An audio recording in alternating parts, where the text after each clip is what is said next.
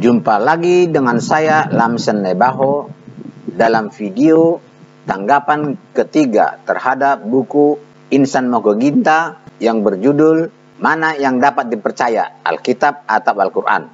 Mari kita baca. Halaman 33. Keselamatan menurut pandangan Alkitab, strip Bible.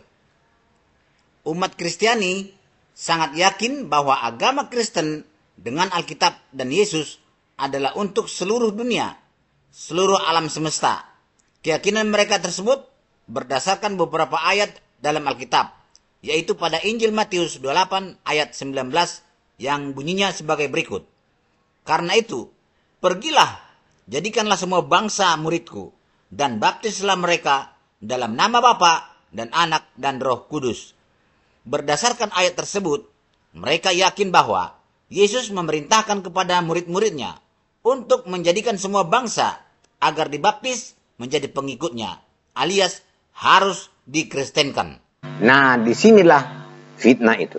Tuhan kami tidak pernah memaksa manusia harus masuk Kristen. Tuhan Alkitab atau Tuhan kami tidak pernah memaksa manusia untuk melakukan perintahnya. Tuhan kami memberikan kebebasan untuk menentukan pilihannya. Coba kita baca ulang ayat di atas. Karena itu, pergilah, jadikanlah semua bangsa muridku, dan baptislah mereka dalam nama Bapa dan Anak dan Roh Kudus. Tidak ada ditemukan di sana kata harus. Inilah akibatnya. Jika Islam yang mengajarkan ajaran Alkitab, pasti tidak sesuai dengan ajaran Alkitab. Halaman 34. Alinea kedua. Di samping itu, terdapat begitu banyak ayat-ayat di dalam Alkitab yang membuat mereka begitu yakin bahwa hanya agamanya saja, yaitu Kristen, yang menyelamatkan. Kami Kristen sedikit pun tidak yakin dan tidak percaya bahwa agama Kristenlah yang menyelamatkan manusia. Tidak. Yang kami yakini adalah hanya Yesus yang menyelamatkan manusia dari kematian kekal. Sebagai contoh, kami angkat beberapa ayat atau rujukan mereka. Di antaranya ialah Yohanes 14 ayat 6. Kata Yesus kepadanya, "Akulah jalan dan kebenaran dan hidup. Tidak ada seorang pun yang datang kepada Bapa kalau tidak melalui aku." Ayat itu tidak mengatakan bahwa hanya agama Kristenlah yang bisa menyelamatkan. Tidak ada. Tapi ayat itu mengatakan bahwa tidak ada yang bisa sampai kepada Bapa kalau tidak melalui Yesus. Ayat ini merupakan ayat emas yang sangat dibanggakan oleh setiap umat Kristiani. Bayangkan saja, tidak ada seorang pun yang akan selamat kalau tidak melalui Yesus. Artinya, jika mau selamat, maka jalan satu-satunya harus menjadi pengikut Yesus, alias harus masuk agama Kristen. Kalau begitu, berdasarkan ayat itu, maka kesimpulannya, keselamatan itu hanya ada dalam Yesus. Pertanyaan, bagaimana dengan umat Islam? Apakah akan mendapatkan keselamatan? Alkitab tidak mengenal agama Islam. Siapa saja, Islam, Buddha, atau Hindu, kalau percaya kepada Yesus, bahwa Yesus berkuasa memberi keselamatan, dan memohon kepada Yesus, supaya Yesus memberi keselamatan kepada dia, maka dia akan mendapat keselamatan. Yohanes 3 ayat 16. Karena begitu besar kasih Allah akan dunia ini, sehingga ia telah mengaruniakan anaknya yang tunggal, supaya setiap orang yang percaya kepadanya tidak binasa, melainkan beroleh hidup yang kekal. Ayat ini pun merupakan ayat emas. Intinya kehidupan kekal itu hanya bisa diperoleh apabila kita percaya bahwa kematian Yesus di kayu salib itu adalah dalam rangka menebus dosa-dosa manusia. Karena itu merupakan kasih karunia Allah melalui anaknya, yaitu Yesus. Pertanyaan, bagaimana dengan umat Islam yang tidak percaya Yesus mati di kayu salib dan tidak percaya kematian Yesus dalam rangka untuk menebus dosa? Apakah kaum muslimin tidak akan memperoleh hidup kekal? Bukan kaum muslim saja, semua orang yang tidak percaya kepada Yesus, yang meninggalkan Yesus, pasti tidak selamat. Kisah Para Rasul 4 ayat 12. Dan keselamatan tidak ada di dalam siapapun juga selain di dalam Dia. Sebab di bawah kolong langit ini tidak ada nama lain yang diberikan kepada manusia yang olehnya kita dapat diselamatkan. Ayat ini adalah tulisan Lukas. Intinya yaitu mengingatkan kita manusia bahwa keselamatan itu tidak ada di dalam nama siapapun. Bukan dalam nama Nabi Daud, Musa, Ibrahim, dan Nabi Muhammad. Tapi hanya ada di dalam nama Yesus. Oleh sebab itu, menurut iman Kristiani, hanya di dalam nama Yesus sajalah adanya keselamatan, tidak kepada lainnya. Pertanyaan, jika di bawah kolong langit ini, keselamatan itu hanya ada di dalam nama Yesus, berarti dalam nama Nabi Muhammad tidak ada keselamatan. Tidak pernah malaikat menemui orang tua Nabi manapun, Nabi Musa, Nabi Daud, atau Nabi Muhammad, untuk mengatakan, engkau beri nama anak itu Musa, atau Daud, atau Muhammad, karena dia akan menyelamatkan umatnya. Hanya kepada orang tua Yesus, malaikat datang mengatakan, engkau beri nama anak itu Yesus, karena dia akan menyelamatkan umatnya. Malaikat berkata kepada Yusuf, Matius 1 ayat 21, ia akan melahirkan anak laki-laki, dan engkau akan menamakan dia Yesus, karena dialah yang akan menyelamatkan umatnya dari dosa mereka. Ia maksudnya adalah Maria. Malaikat berkata kepada para gembala, Lukas 2 ayat 11, hari ini telah lahir bagimu juru selamat, yaitu Kristus, Tuhan di kota Daud.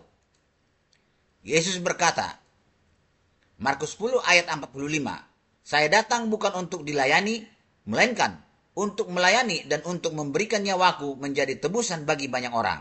Jadi hanya Yesus yang disebut juru selamat. Hanya Yesus datang ke dunia ini dari surga dengan tujuan diutus untuk menyelamatkan manusia.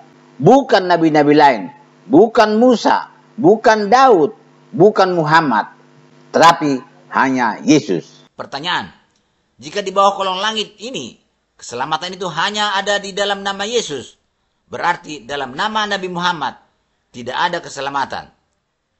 Jika dengan demikian, bagaimana dengan nasib umat Islam di dunia ini?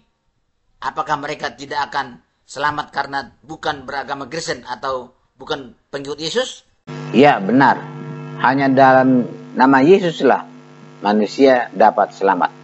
Karena hanya Yesus yang berkata, akulah jalan dan hidup. Artinya hanya Yesus yang berhak dan berkuasa memberi hidup kepada manusia. Muhammad tidak pernah mengatakan seperti itu. Nabi-nabi lain pun tidak pernah mengatakan seperti itu. Hanya Yesus mengatakan, akulah jalan dan hidup dan kebenaran. Jika dengan demikian, bagaimana dengan nasib umat Islam di dunia ini? Apakah mereka tidak akan selamat karena bukan beragama Kristen atau bukan pengikut Yesus? Tidak ada seorang pun manusia yang bisa selamat jika tidak mengikuti Yesus. Roma 10 ayat 9.